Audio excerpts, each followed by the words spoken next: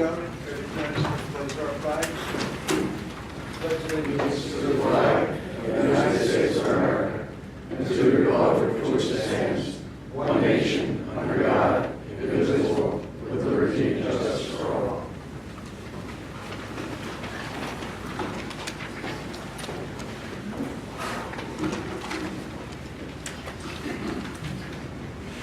At this point, I'd like to announce the silence of all cell phones and other devices, please. An announcement that audience members may be audio or video recorded by third parties during the public meeting. Okay, so go to logistics, Mariner 3 update. Mr. Bruman. Mr. Chairman, thank you, members of the audience. For those who don't know me, I'm David Bruman, Special Environmental PUC Counsel to the Township associated with the Sunoco Pipeline matter. Last month, we went through a pretty detailed explanation of sort of where we started and where we've come. And we had just had the hearing, if you will recall, on July 18th in front of the Public Utility Commission hearing examiner Elizabeth Barnes for purposes of obtaining an emergency order basically shutting down construction on Janik 2 until the case was fully decided by the Public Utility Commission. It's otherwise known as an injunction. And on July 24th, Judge Barnes, in fact, issued an interim emergency order stopping all work on the property Janik on Boot Road in West Goshen.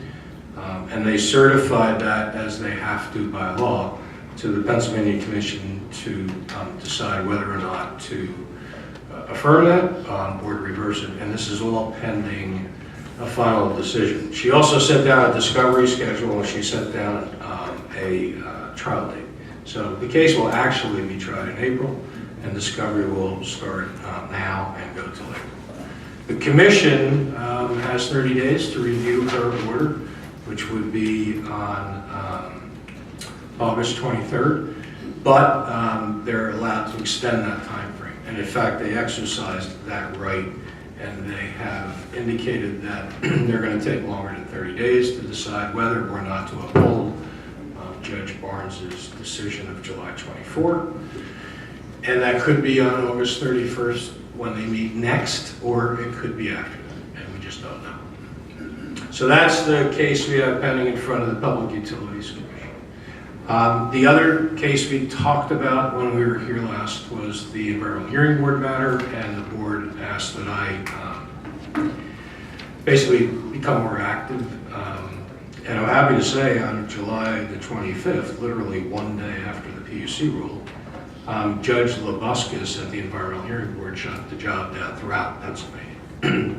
Specifically, 55 horizontal drill sites were told to stop until they convinced the Environmental Hearing Board that it wasn't going to cause any further problems to private water wells, streams, wetlands, lakes, and public water supplies in the Commonwealth of Pennsylvania. That led to a series of back and forths, and ultimately on August the 8th, there was a rather complicated, sophisticated, stipulated order entered into in front of the Environmental Hearing Board by Sunoco, Clean Air Council, and the Delaware Riverkeeper, among plaintiffs. And it basically sets up a process whereby Sunoco will reevaluate each of its 53 horizontal drillings and determine whether or not they had sufficient information to assure themselves and the agency and the public that there wouldn't be any more what we call frack outs and contamination of the water wells, lakes, and streams and wetlands. And then they have to basically go through a process with DEP and the Clean Air Council and Delaware Riverkeeper before they're allowed to restart those sites. So they are operating at about 5 or 6 sites. You'll see them in the Commonwealth because they have basically gone through that analysis and basically convinced the agency that there won't be any further problems. And I think what you'll see over the next 30 to 60 days, the pipeline slowly but surely basically getting back into construction. but with a lot more oversight by not just DEP, but also the citizens groups that are looking at them. And obviously this has been a wake-up call to Governor Wolf and the local delegation in terms of some of the issues involved in this case. So there's a lot of activity on the legislative level now, on the agency level, all of which hopefully will result in a project that won't cause the kind of problems that it's been causing to date. I think that's my report. I think that's pretty much where we are. Did a lot of that come, Dave, did a lot of that come from our original suit? Well, yeah, there's no question that our suit, just because of the nature of it, and the fact that the judge issued the order that she issued, and she didn't just deny the injunction, I mean, grant us the injunction, but she also denied their attempts to get the case thrown out. She denied that day the judgment for motion on the pleadings.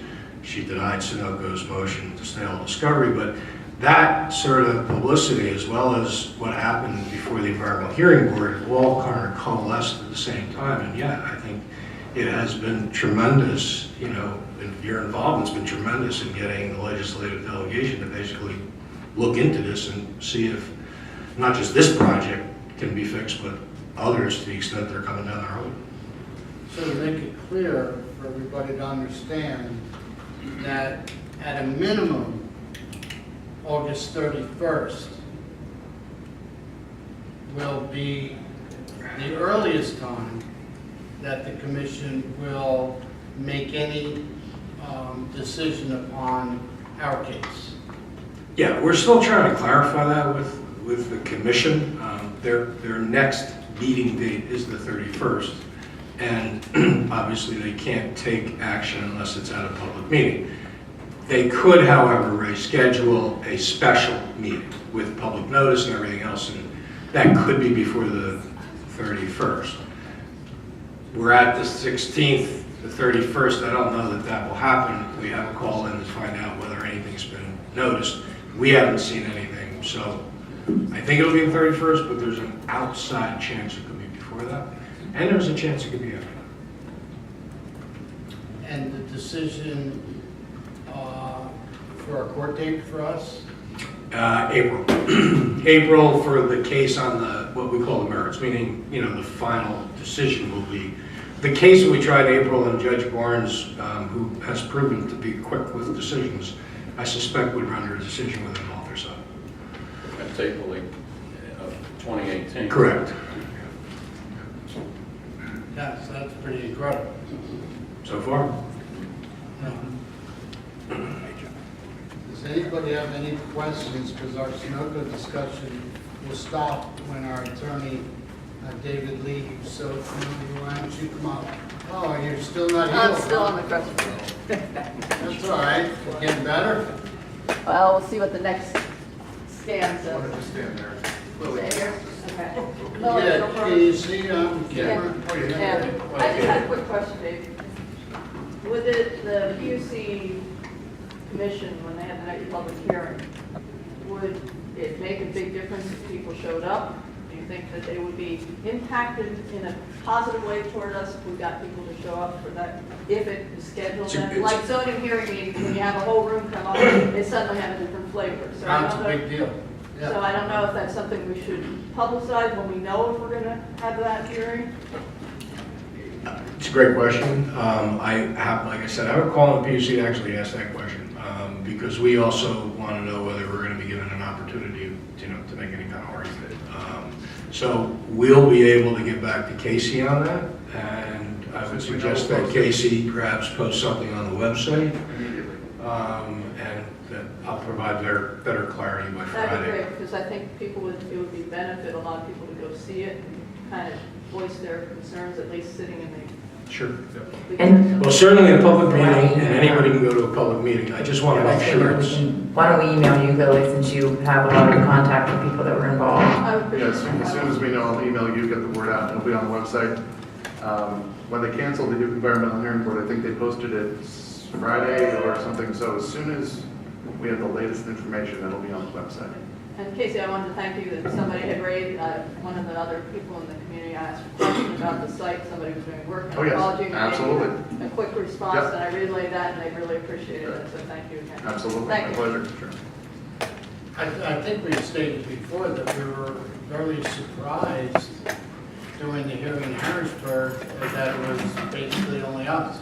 Yeah, there was, nobody else in the public was there. Yeah, we kind of thought there would be a crowd up there. I know it's not an easy place to get to, you know, and not everybody's got to work, that kind of thing. And the Public Utility Commission building, with the Rachel Carson building, there is a parking deck right next door, so parking is easy.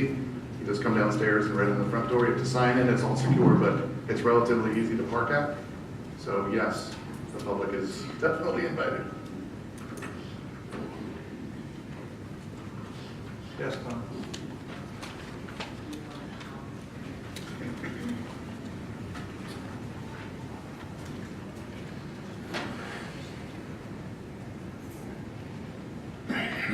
Just want to get some clarification about the order that we're waiting to hear back on. What happens if the commission doesn't allow this? Does Sunoco then begin drilling through West Goshen and developing that property? I don't understand your question. Well, the injunction, right now, Judge Barnes said there's no drilling, and we're waiting. It's at the commission. We're waiting till, was it the 31st? Correct. Is most likely when we're going to hear something, most likely. If the PUC commission says that is overturned, denied, however it's phrased, does Sunoco then begin developing and drilling? You'd have to ask them that question. I can't answer it. Legally, they'd be allowed to. So there's a potential that the commission can decide to not allow it or overrule the judge's decision, and Sunoco can begin their project through West Goshen. But understand. There's two choices. They can affirm the decision of Judge Barnes and nothing changes. The interim emergency order preventing construction is in effect. Option number one. Option number two, they can overturn her decision, at which point they are free to go and complete construction if they care to. With the understanding that if they lose, they will have to take it all out and find another place for it or abandon it completely. So the stakes are high for them. Which is a year ahead, April. What is in your or anyone's estimation, who's been looking into this for a number of years, and you've been dealing with PUC matters for a long time, how often is a company or corporation who does something like this told to remove their pipes? We haven't had a pipeline built since 1930, Tom, so it's a little hard to answer your question. Well, in the state of Pennsylvania, there's been other new pipeline projects that have occurred since 1930. Nothing So like this. how often, or what's the likelihood that the PUC commission will make them remove the valve from that property? I think we stand a very good likelihood of success on the merits. That's all I'll say. I can't predict what the commission will do. I don't work for them. That's, I mean, from what I've researched on this, the likelihood is slim to none that the commission will make them remove what they put in. So I would highly recommend, if anyone at all can get to this PUC case and fill that room, I think that's a good option, because I have no faith at all in the PUC with regards to the community efforts. So, Mr. Beatty, let me just say one thing there. This is a sort of a unique case in that it's a contract dispute. So it's not maybe some of the other things that you've looked into or researched where it might have been an issue of the siting of a public utility facility. This is whether a contract that they entered into with West Goshen allows them to place it there. So it's a little bit different. And that's why I think it's very hard for anyone to predict what will happen. But it's more of a contract dispute that could be handled through the Court of Common Pleas than it is a typical PUC matter. So it is different. Right, but we're not fighting at the PUC, or the common pleas level, we're fighting at the PUC level. Right, but I'm just saying that it's, you said you had researched and you had looked into some other things. This is a very unique fact case that probably hasn't happened very often, if at all, at the PUC. Correct, but the research that I have done clearly shows that if the company argues that it's a safety factor, which these valves are supposed to be, for the project, for the pipeline, the likelihood is that they're not going to make them remove those valves. It's not a relevant issue in the case. Mr. It's Casey, I'll tell you what, could you please pass your research on to Ms. Camp and myself? I'd love to take a look at it. Thank you. I'm concerned for my community. I've always been, always will be. And there's one thing I'd like to briefly bring to the board's attention. For 3 years, I've been talking about the concerns regarding this project, and my sole purpose has been for the community itself. Over the past weekend, an incident occurred in Euclid Township where an employee of Sunoco specifically targeted a resident who has been opposing this pipeline in that area by going after them on their social media Twitter account.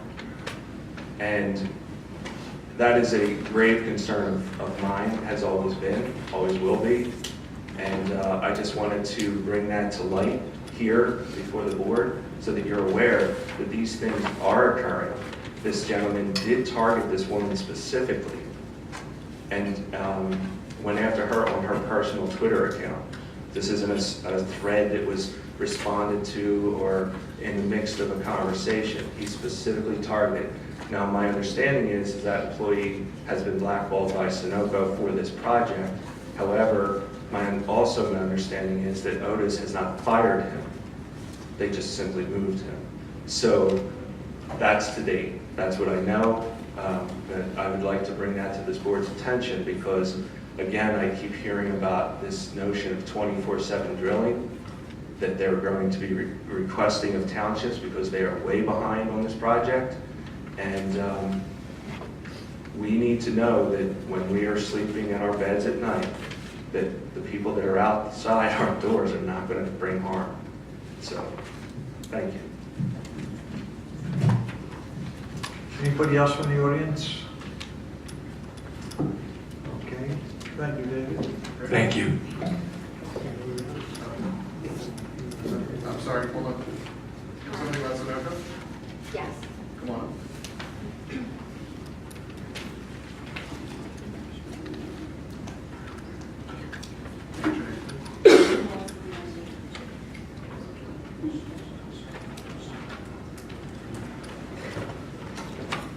You've received a memo from lawyers with the firm Curtin and Heaper arguing that the township has the ability to enforce its zoning. What are your thoughts on that letter?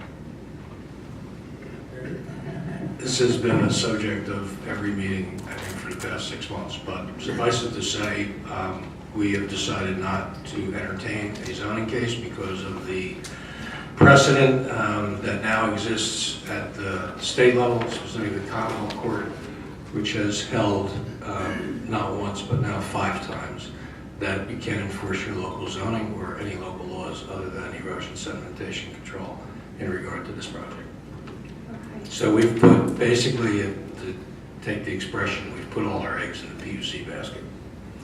And the Environmental Hearing Board basket.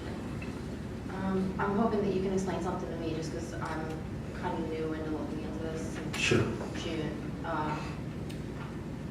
I read somewhere an email from the PUC that stated that in terms of eminent domain, it was up to the county courts and not them.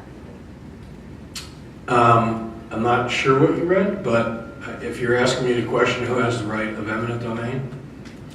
Any public utility in Pennsylvania, whether it's electric, gas, or in this case, high-volatile liquids. Once they are a public utility in this Commonwealth of Pennsylvania, they have that right to do eminent domain, to take people's property. And those proceedings are filed in the Court of Common Pleas in the county in which the property is located.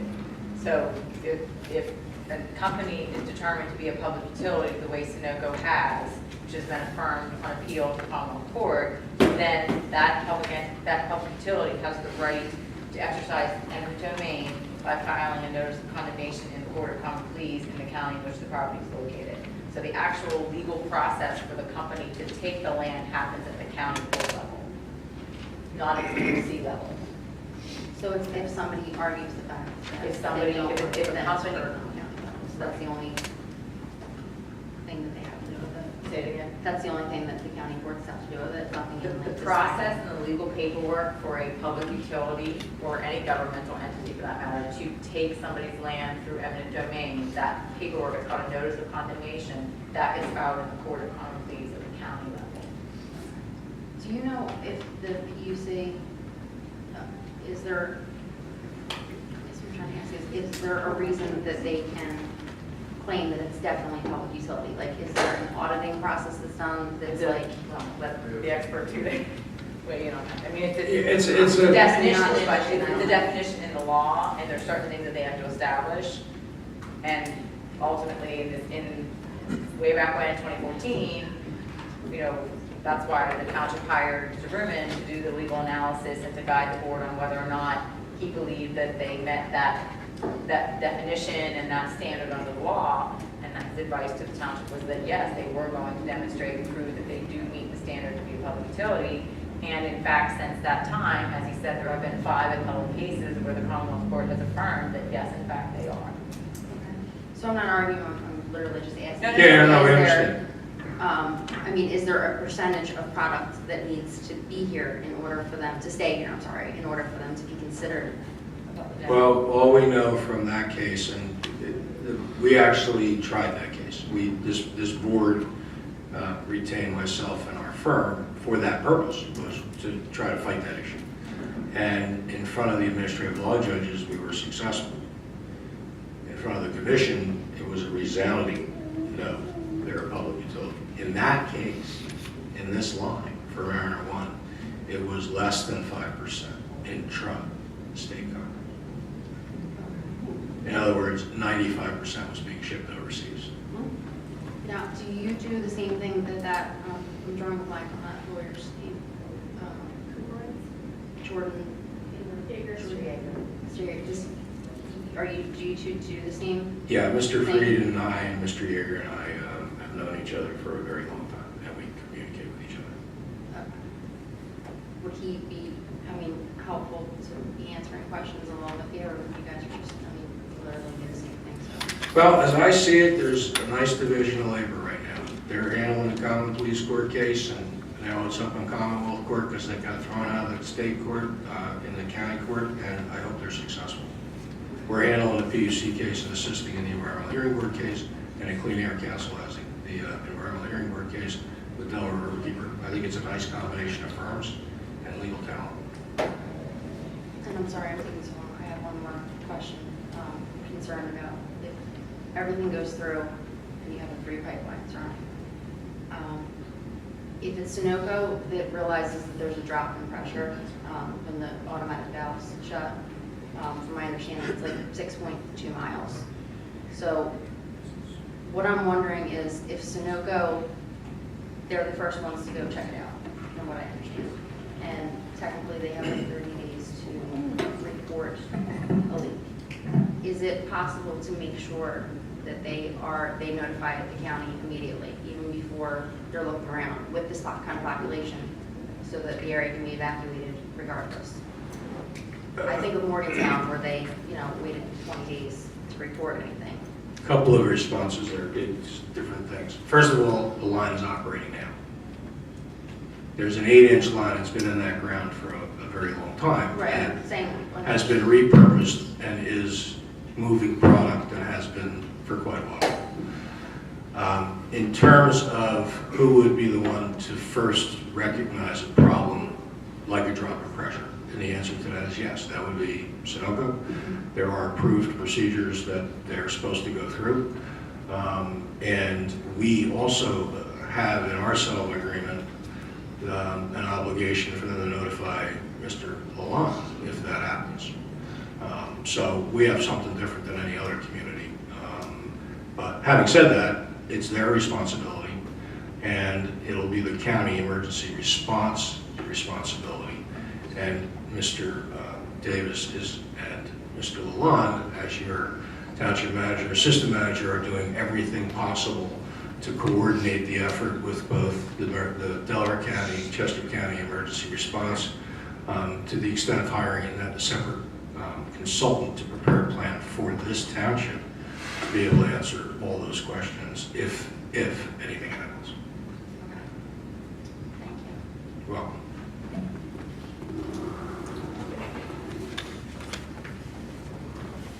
Anybody else from the audience? Okay. This will close out the session having to do with Sunoco for this evening. Thank you, Dave. Police report presented by Lieutenant Michael Carroll. For July of 2017, the police department answered 2,080 calls for service. Of those, 67 were alarm calls, 2 of which were valid alarms, 65 were false.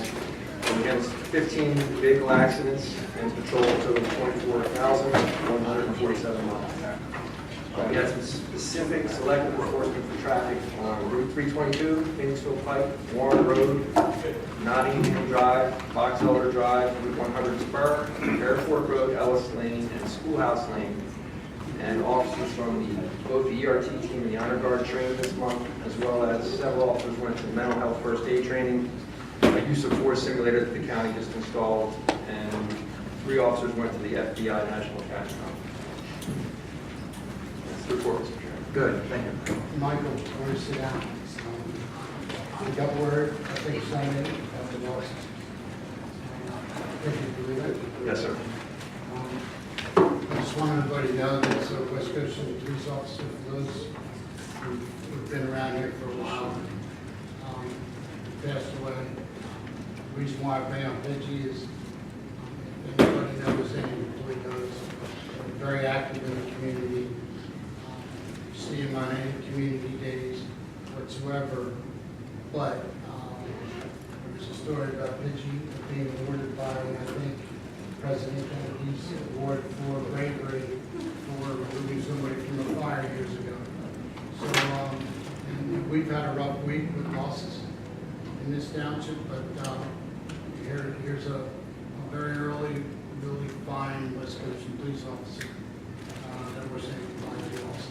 I just wanted. Thank you. Lieutenant, I also, along that same line, we had a candlelight service for books, and I saw one of the black and whites there, and it was comforting to know that your group was shadowing the Thank you. situation. Thank you. It's certainly a high priority of ours. That was appreciated. Thank you. Next, Andrea Testa.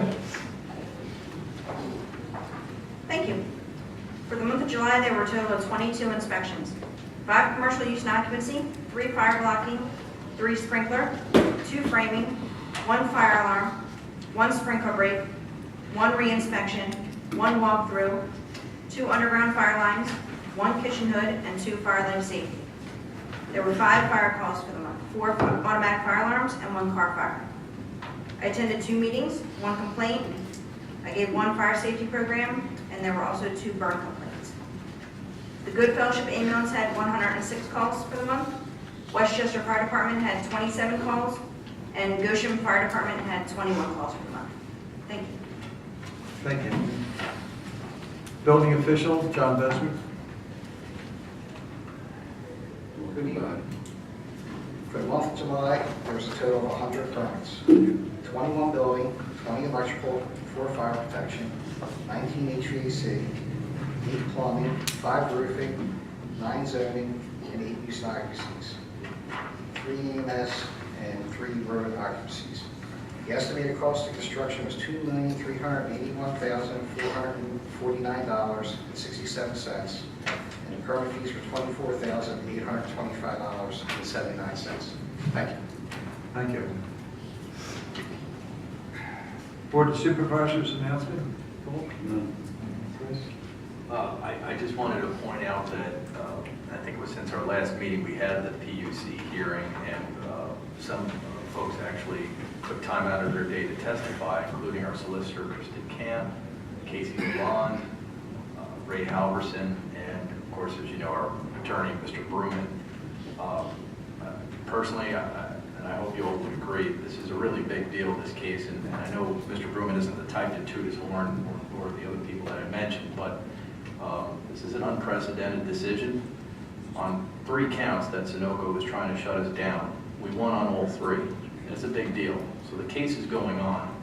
I know it's with trepidation we wait for the PUC, the total utility, for it to meet, and they may indeed overturn the injunction, or they may not, because this is, as Kristen pointed out, a unique type of case. It's a contract case, and they breached it plain and simple.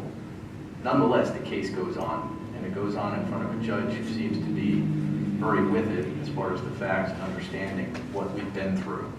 So I do want to thank everyone who participated in that procedure, because I'm very impressed and very happy about that. I think we all should be.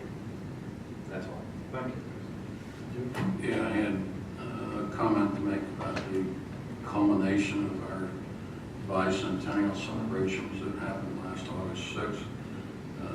It was not as well attended as I would have liked, but it was every bit as good as I had hoped. So thank you for all the crew that helped out on that. Thanks for your nice leadership. Thanks. Ray? Thank you. We, on the 200, there was a lot of effort and time in there, and turned out great. Everything else I've already personally said. Thank you. Township Manager? Casey? Good evening, thank you very much. First item, we had an executive session tonight on August 16th, 2017, to discuss litigation. If you might have noticed, we've installed a cardboard recycling bin in the upper lot, actually the lower lot, whatever, it's right in front of Public Works. With our new automated recycling, you are not allowed to put folded up cardboard outside of your toter. We've also found that people are jamming the cardboard into the toter, which means when it doesn't come out because everything's jammed in there so hard. Then people put it out for bulk trash on Thursday.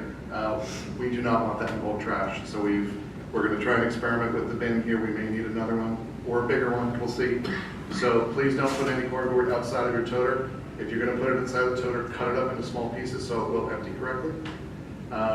And the front lot is under constant video surveillance. If you dump a sofa or anything else, you will be arrested. No, you'll be fined. We'll track you down. So no trash, no other recyclables, just cardboard goes in that box. And again, no cardboard anymore on Thursdays. Anything else, Lisa? That's pretty much it. Okay, good deal. Second announcement, we have 2 budget workshops coming up.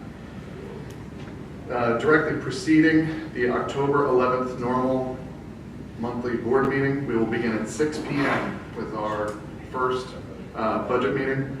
Again, October 11th, 6 p.m., immediately preceding the 7 o'clock meeting. And then a week later, October 18th, also at 6 o'clock. So we'll have the budget materials as soon as we can. It's a very early process, so we'll have that available as soon as possible. And final announcement, our final concert of the summer at Community Park on August 20th at 6:30 p.m. is a group called Klingon Klezmer.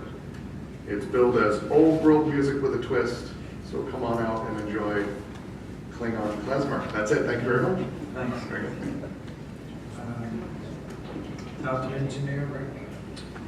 On July the 26th, we had a public meeting to discuss the TMDL and PRP plans that are being prepared to meet the requirements of our MS4 stormwater permit resubmission, which has to occur by the 16th of September. There is a 30-day public comment period for those reports, and that comment period ends on August the 23rd, which is a week from today. So if anybody has any comments they want to make on those plans, they should be made to us in writing by that day. And the reports will be submitted to PennDOT, or not PennDOT, DEP, by September 16th as required.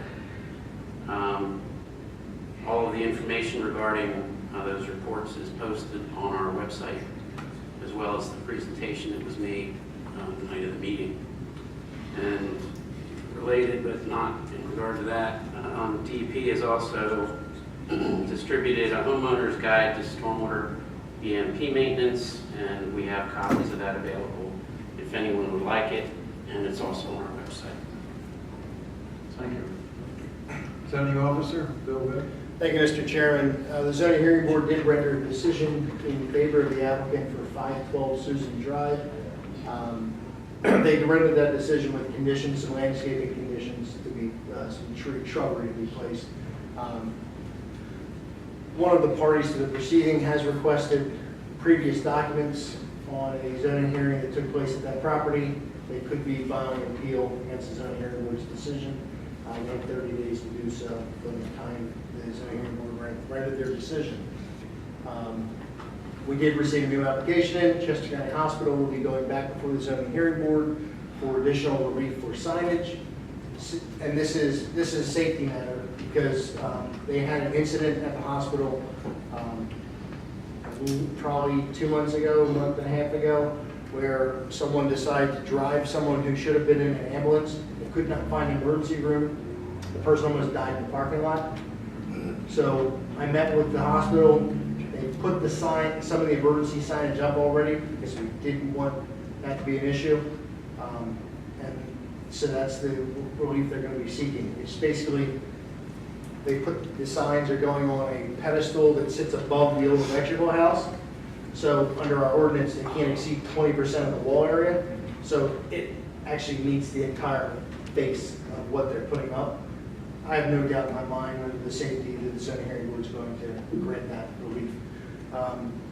A matter that we brought briefly up at the last meeting, as staff, we've been trying to come up with a remedy for these dirt bike matters. We're really racking our heads about this because it's not an easy situation to deal with. There's ordinances all over the place. So we're doing research. There's ordinances that deal with distance. There's other ordinances that simply deal with it on a noise order, based off of the noise ordinance. But we hope to have something for this board in September for your review. Thank you. Mr. Chairman, I move for approval of Board of Supervisors minutes of July 19, 2017. Any questions from the audience? All in favor? Aye. Mr. Chairman, I'd like to move for approval of the Treasurer's Report dated July 31, 2017 for the General Fund, the Sewer Revenue Fund, the Waste and Recycling Fund, and the Capital Reserve Fund, and the bills to be paid therefrom. I'll second that. Anything from the audience? All in favor? Aye. Ayes have it. Thank you. This is continuing discussion and possible approval of ordinance number 6, 2017, amending the Township Code, Chapter 45, Waste and Recycling. Yes, so we had advertised for a hearing for your July meeting. We opened it and discussed briefly amendments to Chapter 45 of your Township Code, which deals with waste and recycling. These amendments are really housekeeping to have your code be consistent with the way that your municipal hauling or your trash and recycling carrier or hauler is currently operating.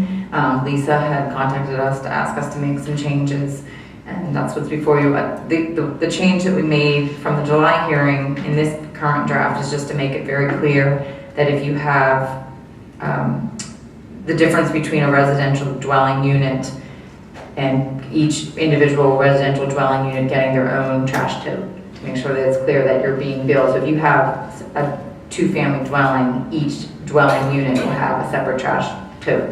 If it's a multifamily dwelling with 4 or more units, then you're required to get a commercial hauler to come in. So that wasn't as clear as it could have been in some of the definitions. So that was the tweaks that we made since the July meeting. So it's before you for consideration. And again, I'll just call this a housekeeping ordinance to clean up your chapter 45. Thank you. Travis, you know, I think it's great improvement. You know, I would recommend we approve ordinance number 6. I'll make the motion that we approve 6-2117.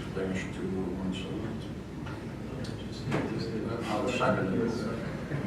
I didn't hear you say.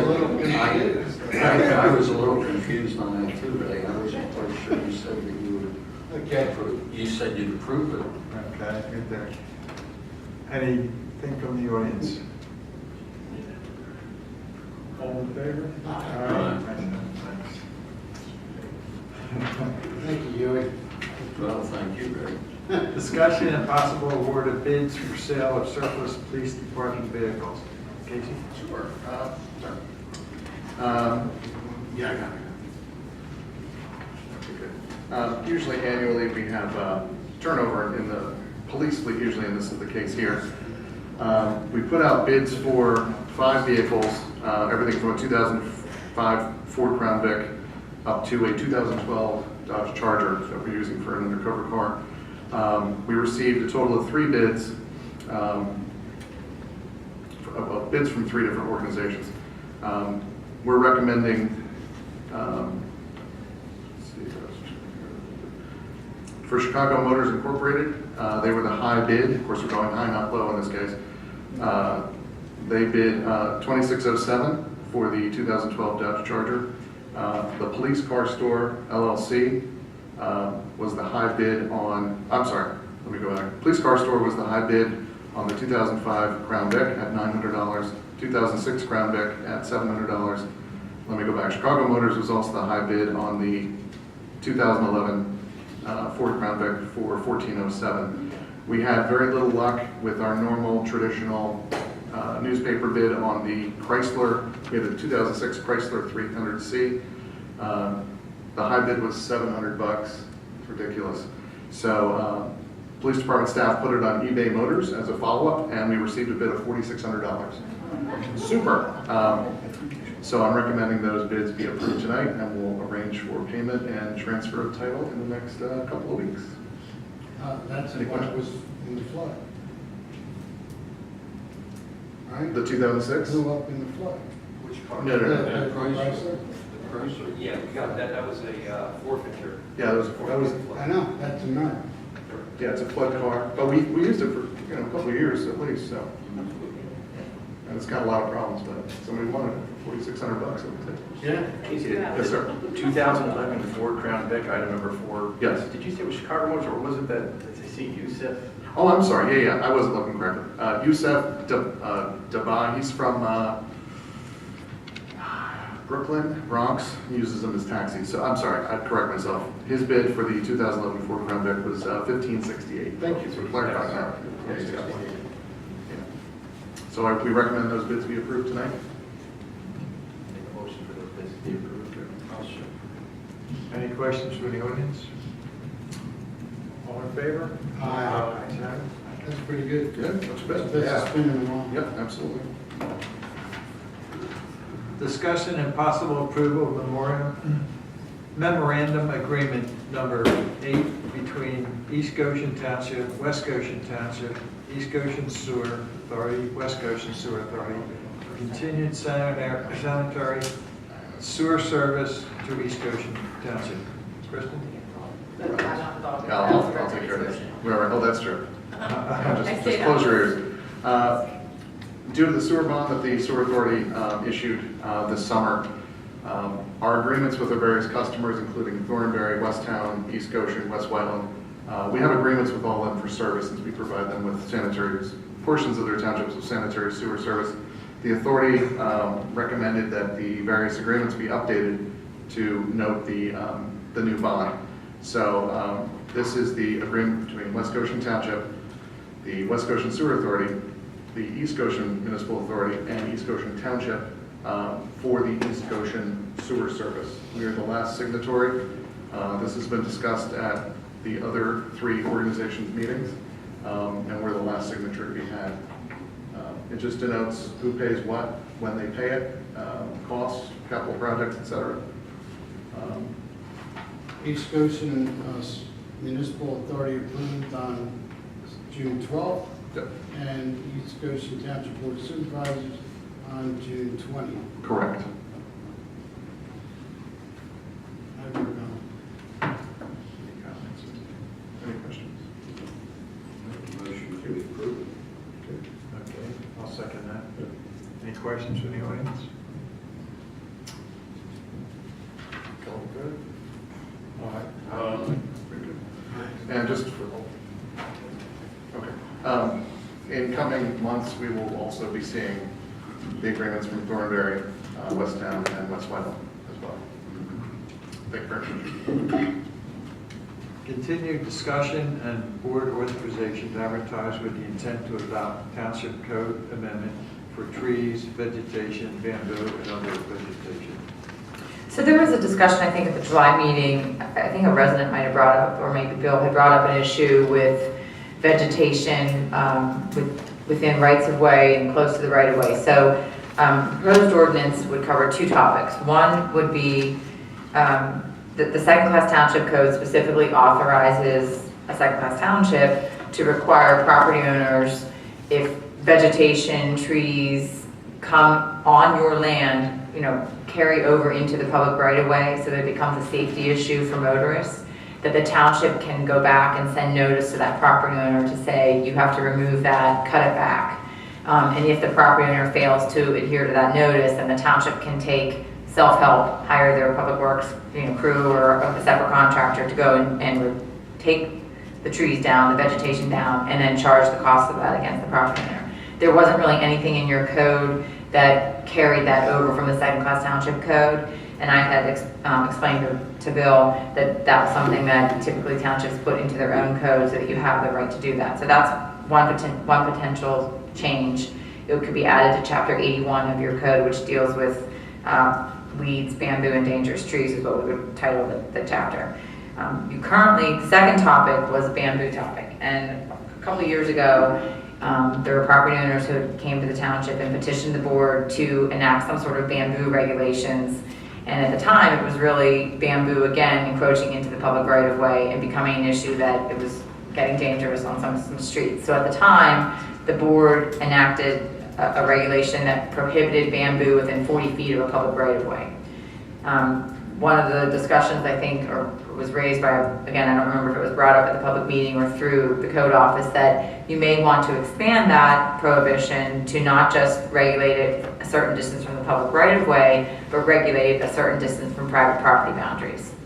So a proposal will be to amend that particular bamboo section, which is in Chapter 81, to prohibit bamboo growth within 40 feet of public right-of-way and within 40 feet of a boundary line. So that's something for the board to consider. I know, Mr. Corbo has mentioned, he's aware of situations where the existing condition, when you buy your property, there may be, the prior owner may have installed or planted bamboo that's now come within 40 feet of your private property boundary.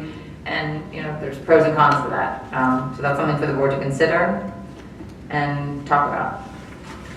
But if we limit it by short right of way, if we limited that, it would be grandfathered, am I right?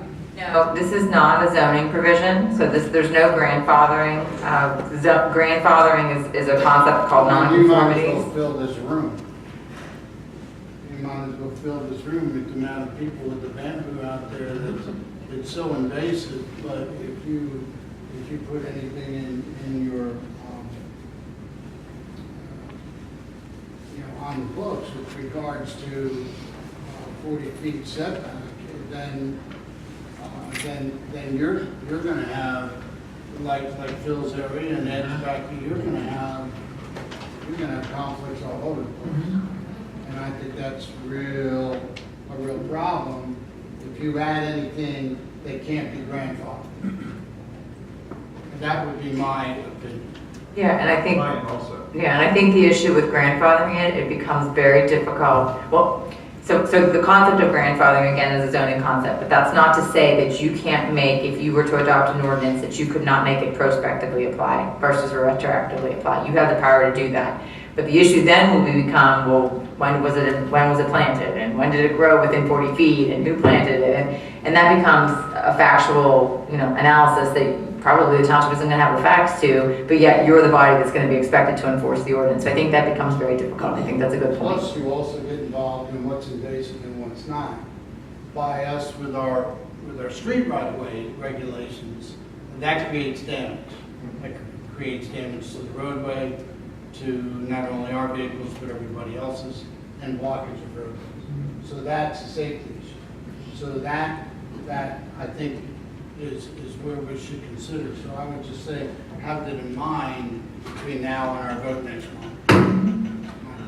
That's my 2 cents with regards to that. My only concern is with the properties that are really close together. This is so invasive, it actually could damage. I mean, it goes down deep, it goes down like 10 feet or so, it spreads out. It can actually, especially cinder block walls underground, can actually damage walls like that. So, I mean, I would have to get more information just to think about those type of properties where the houses are actually closer together, where we don't have 40 feet between them at all. Maybe we've got 10 feet between them. And if someone's, and someone's growing. Some sides you have 10 at minimum. Yeah, so. So if you're not cutting on that property line, you're exactly right. Right. And I mean, maybe an ordinance that would address those particular type of property situations. I don't know.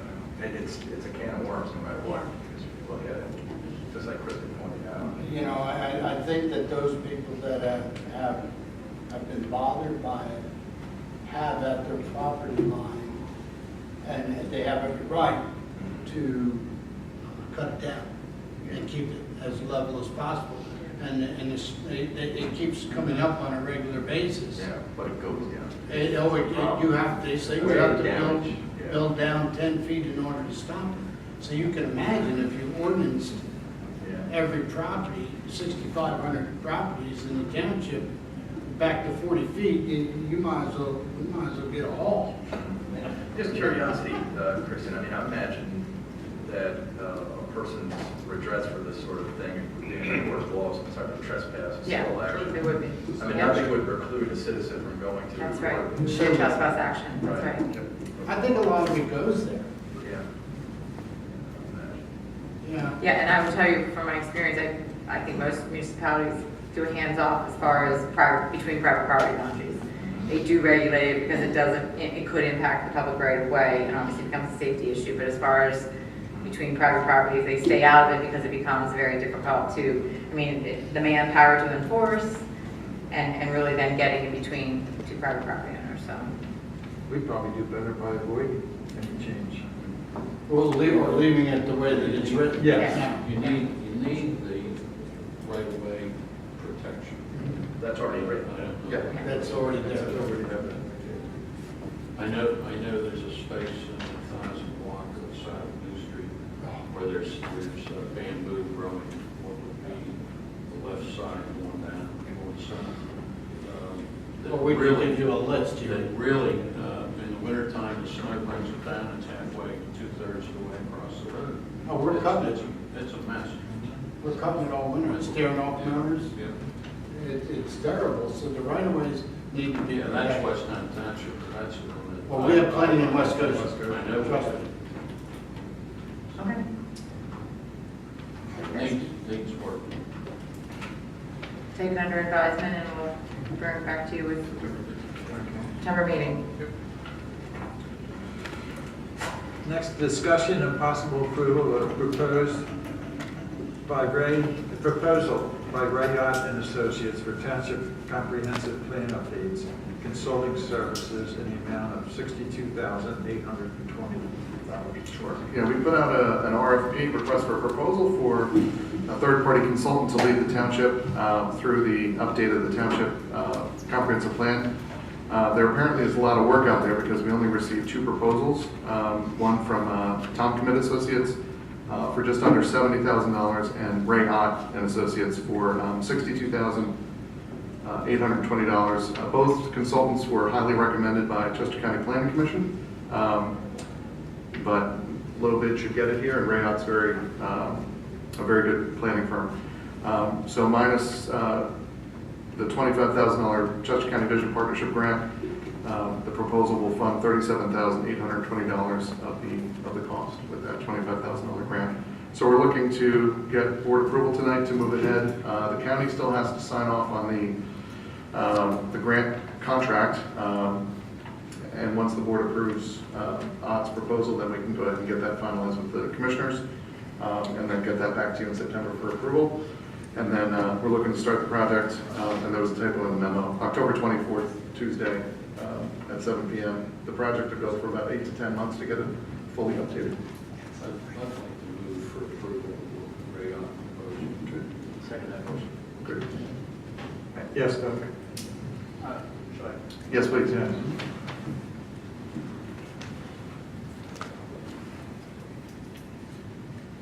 Doug White, West Goshen Township. I think at a planning commission meeting, wasn't the cost supposed to be around $45,000? 45,000 the township cost. We estimate about 45,000 of the township cost. So this is below that.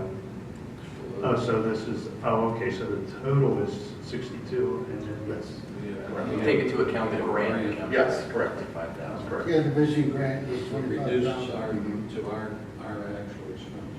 Right. Yeah, we're at $37,820. I have a question on that. Just out of curiosity, are you going to be creating a task force, or are you having your planning commission serve? Yeah, the board has submitted resident names. Most of the planning commission will be, that's usually the core of the planning commission, myself, Rick, Derek, Bill from staff, and Mr. Pielli will be the board liaison for the task force. And that'll be a separate night, it's not going to be part of your planning commission, No. you're going to have task force meetings? October Okay. 24th is the first meeting, 7 o'clock. So it'll be the fourth Tuesday of each month, which will be advertised, put on the website, and there'll be public meetings every time. I will just let the board know that Mr. Ott did Phoenixville Boroughs, and I know that that was really well received. Kim Benzie in my office worked really closely with him on that, and was real happy with the way that project turned out. So I think you're going to be in good hands. And I'm sorry, you said the first meeting was October 24th? October 24th, Tuesday, fourth Tuesday of each month, moving forward. Yeah, we have to take a look at it. Yeah. Any questions from the audience? Yes. What's a comprehensive You want to come up here to the... township comprehensive plan update? I just want to know what it is. The township, all townships, boroughs have a comprehensive plan. It's a planning document that is it's kind of a visioning statement, but it's, ours is posted. It's 62 megabytes, so wait for it to load. It looks at everything from population, housing, traffic, the gamut of planning issues, and the planning commission then uses the final document. Now, we're built out. I mean, the Woodlands is being built. There's no more green space in West Goshen.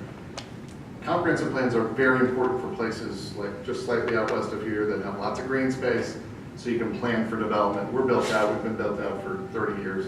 But it looks at all kinds of planning issues, and we use it as a planning guide for new development, redevelopment in our case mostly. Traffic planning. Traffic planning, absolutely. Yeah, and it's something that the state law, it's called the Pennsylvania Municipalities Planning Code, and within that state law, it recommends, I don't know if it uses the word shall or not, but that municipalities should be updating their comprehensive plan every 10 years.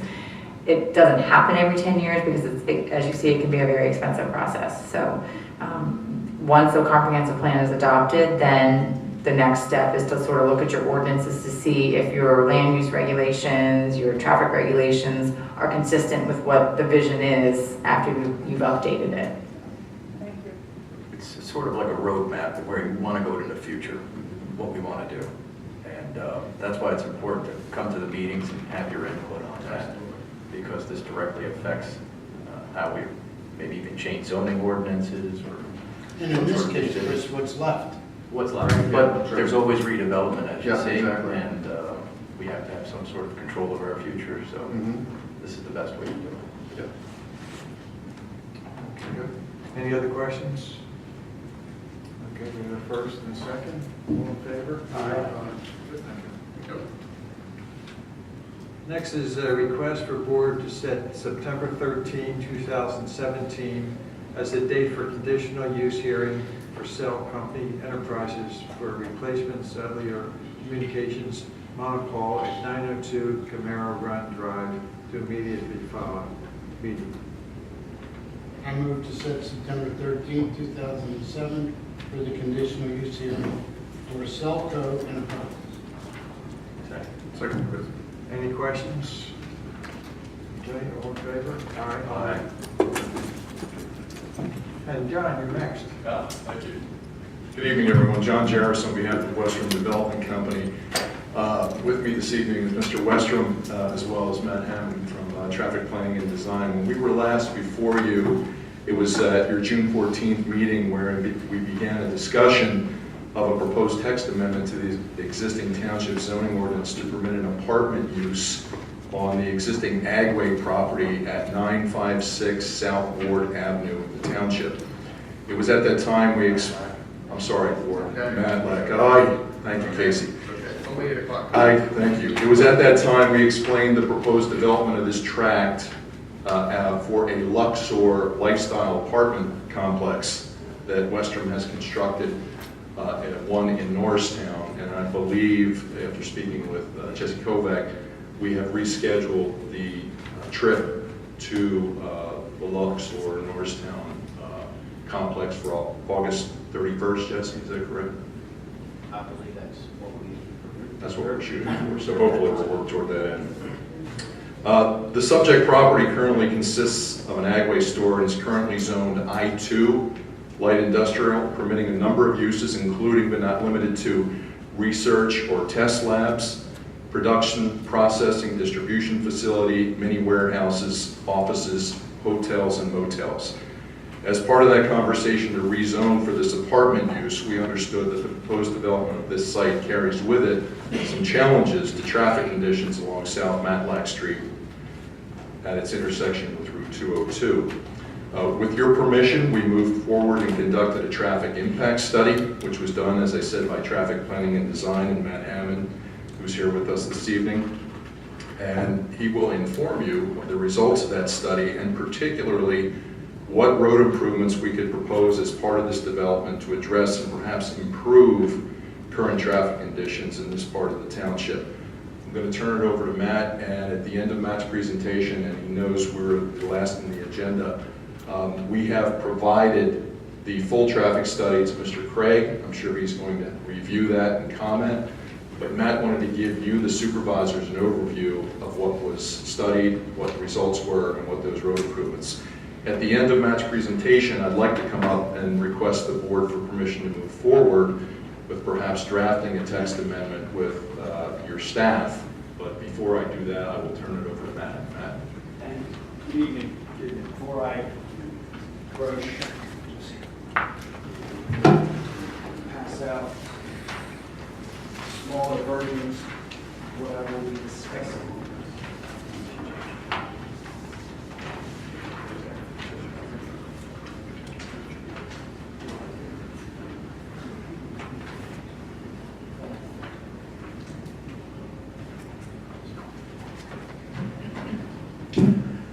All right, good evening. Again, Matt Hammond with Traffic Planning Design. Nice to see everyone again.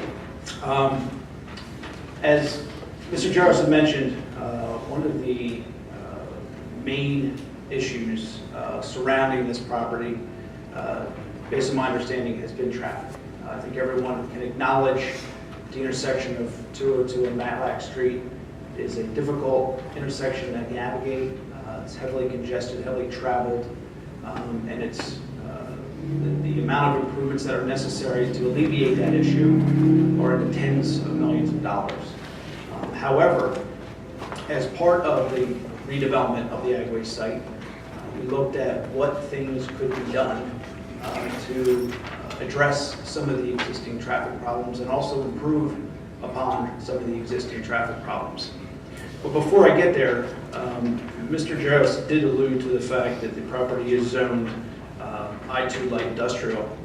And one of the things that we did just to give the board a flavor of this development as we compare to other developments that are permitted by right, is complete what's called a trip generation comparison. Look at how much traffic would be generated by the proposed use versus some of the other uses that would be permitted by right in this property.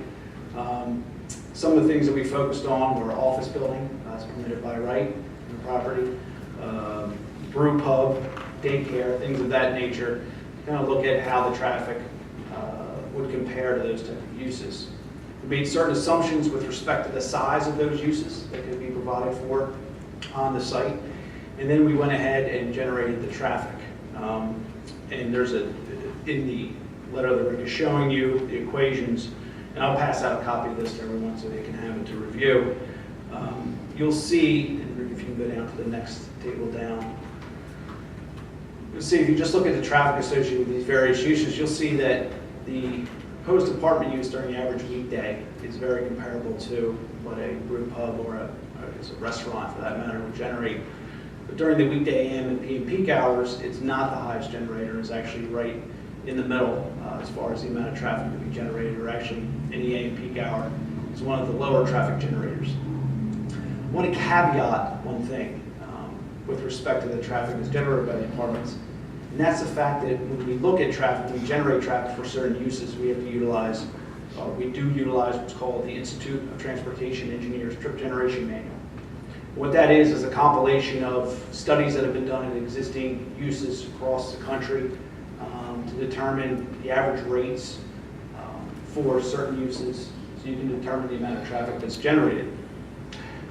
What the ITE does not distinguish when it comes to apartments is the difference between studio one-bedroom apartments or 2 to 3-bedroom apartments. Most of the data that's utilized within the ITE is based on data collected in apartment buildings that had 2 or 3-bedroom apartments. Why that's important is because what is being proposed here as part of this development is more of the studio or 1-bedroom apartments. While there's no specific data as it relates to 1-bedroom apartments versus 2 or 3-bedroom apartments, there is specific data in the industry as it relates to parking for those type of uses. What it shows is that 1-bedroom apartments require half the amount of parking as a 2 or 3-bedroom apartment. So you can kind of infer from that that studio or 1-bedroom apartment would generate less traffic than a 2 to 3-bedroom apartment. However, there's no published data out there to back that up, so we've utilized the higher of the data available. But again, I would, based on my opinion and my experience, I would fully believe that the traffic generated by the proposed development would be less than what we've shown in this table and have accounted for in the traffic study. So we've also completed a traffic study, and I think everyone's aware of what a traffic study is and what it does. The traffic study was done to look at the existing traffic along Matlack Street as well as the intersection 202 in Matlack. Also looked at the traffic generated by the existing agway. We then analyzed it, looked at other developments in the area. Obviously, the existing traffic flows on 202 and Matlack Street. And again, as I mentioned, I think everyone here is aware of the heavy traffic flow that occurs currently at 202 and Matlack Street. So in doing our analysis, we looked at the fact that our use, there is some credit taken, traffic credit taken from the existing agway use. But overall, the proposed apartments, and again, assuming the higher, more conservative numbers that we've utilized, would generate about 90 trips in the PM peak hour, about 86 trips in the AM peak hour, and about 92 in the PM peak hour. So we took those numbers, threw them into the intersection of 202 and Matlack, included some background growth and some other developments that we know of in the area. Then we analyzed it. Then we tried to determine what improvements were necessary, and then went one step beyond that and tried to determine what improvements are necessary, what other improvements can be provided to improve that intersection. As I mentioned, there's that intersection, based on the amount of volume, needs tens of millions of dollars of improvements. And this type of development cannot support, obviously, those improvements, but we were trying to see what we could do to be what I'll call the first piece of the puzzle.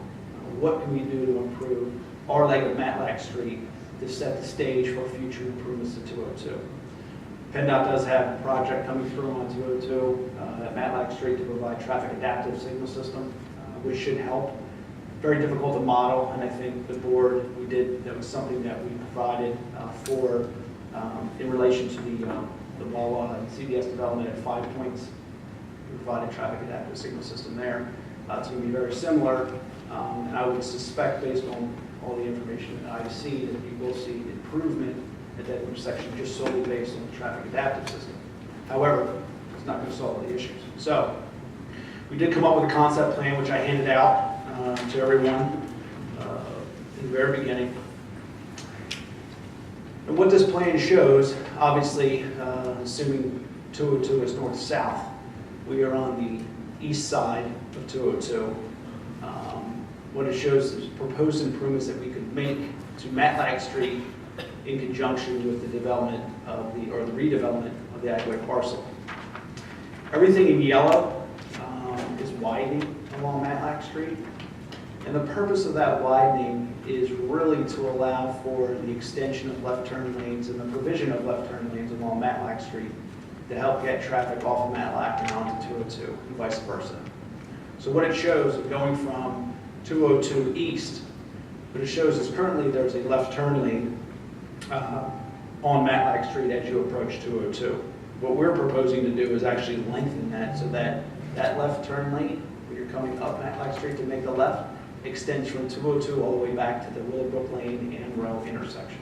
It gives you a full area of stacking for those left turn vehicles, while still allowing the through movements as well as the right turns at the intersection. Obviously, by doing that, that pushes some widening on the FedEx property along that frontage as depicted in the yellow. We're also looking at providing dedicated left turn lanes into the Amro property, as well as a dedicated left turn lane onto Willowbrook Lane. But the left turn lane on Willowbrook Lane does not exist today. However, the left turn lane into Amro does. We'd also be looking to widen further down along our site frontage and provide for a center left turn lane in that area.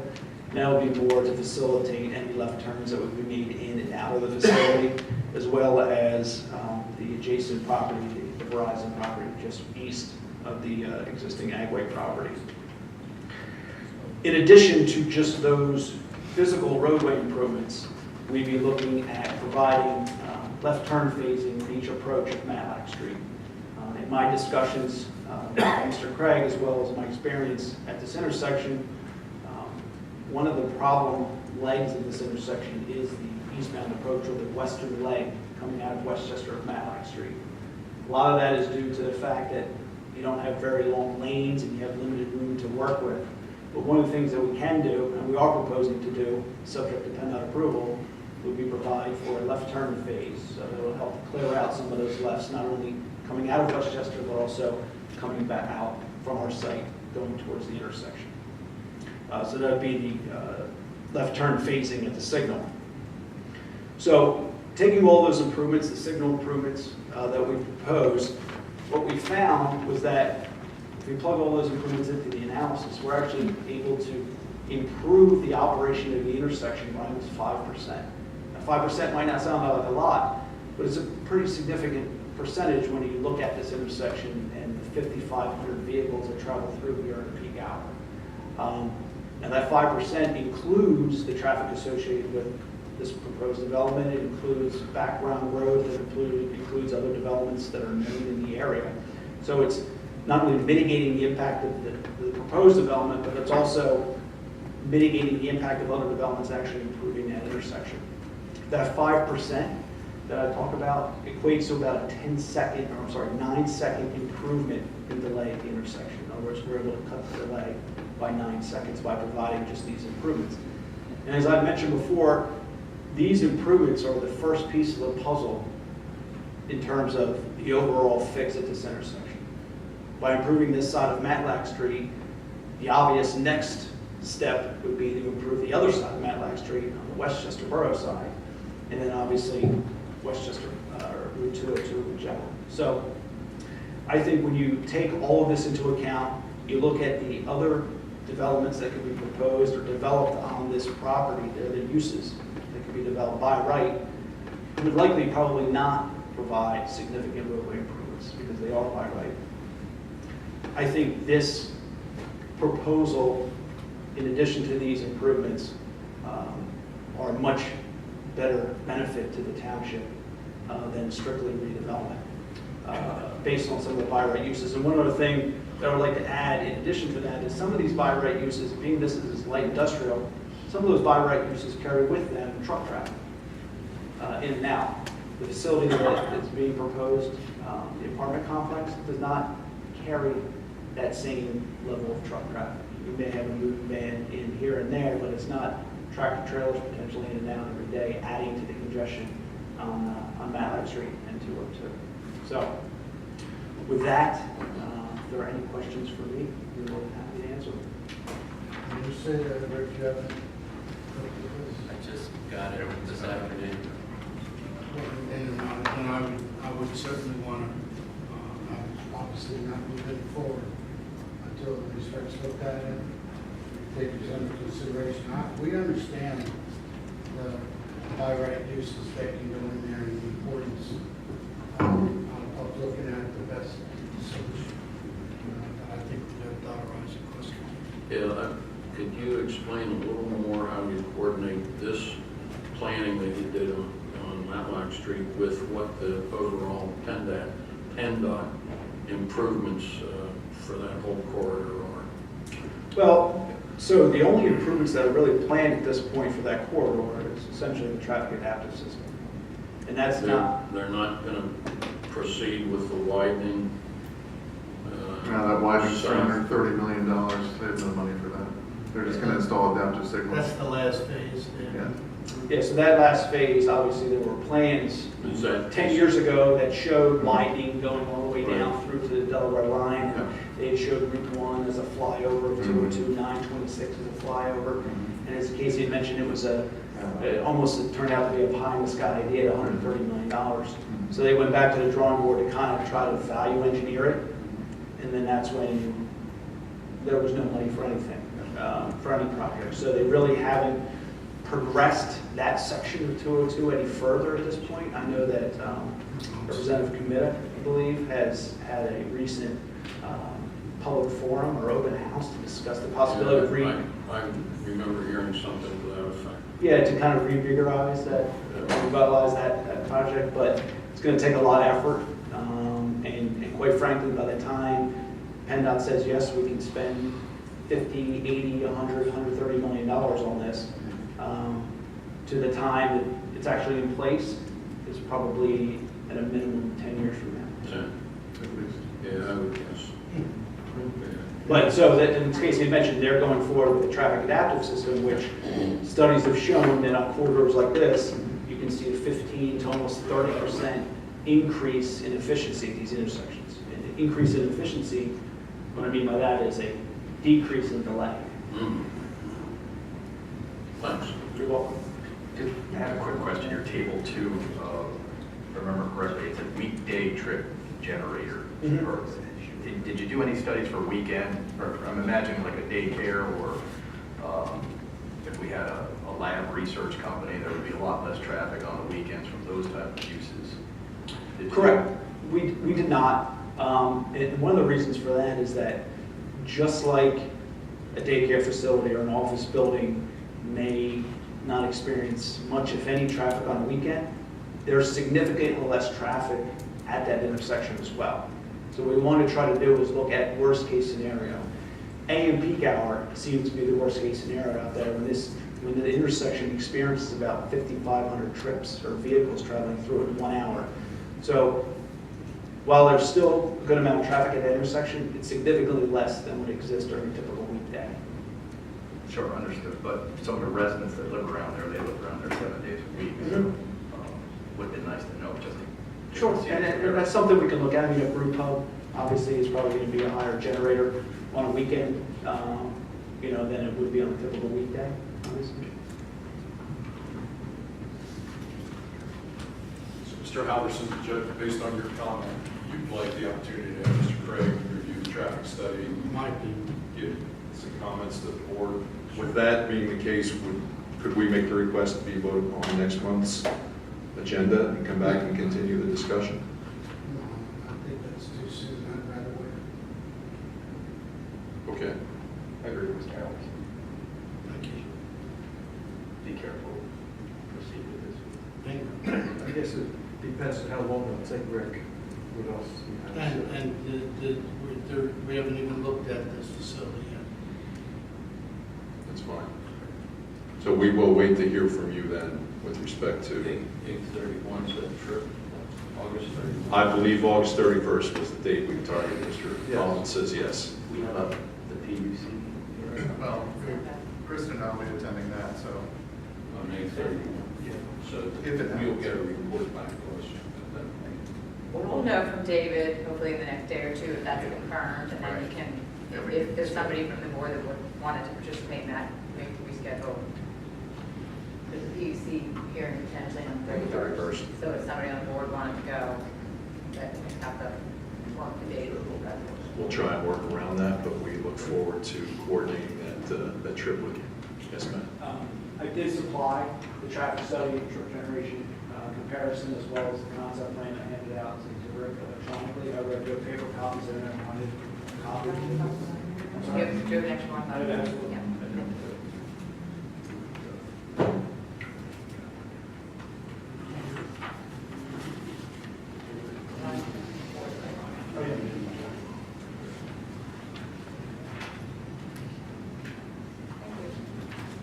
Anyone else?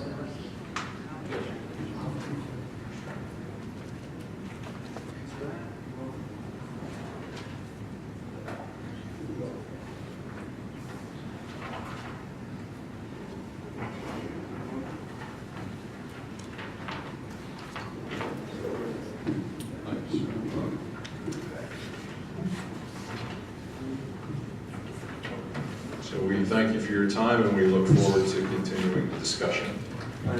Township. Thanks. Thank you. Any other business to come before the board? Anybody have any questions? I had one, I'm sorry, I had one thing I failed to bring up during my report, it's actually a pretty good thing. The county GIS 911 address and coordinator lives in our municipality. Recently, we had a conversation, she has taken note that the Lincoln Industrial Park is actually, that entranceway is actually called Veterans Drive, but no one back there uses Veterans Drive. So I spoke with Mr. Burnell, and we are going to be making the VFW #1 Veterans Way, or Veterans Drive, with the permission of the VFW Chiefs.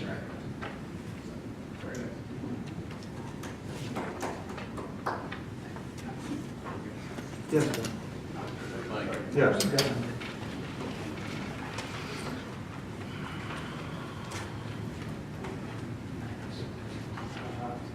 Hi, Doc Way, Goshen Township. It's hard to get through the business of everything, but I just wanted to ask everyone to keep the Jennings family in their prayers. And thank you to Ray for talking with me about all this, and John McTeer and everybody else.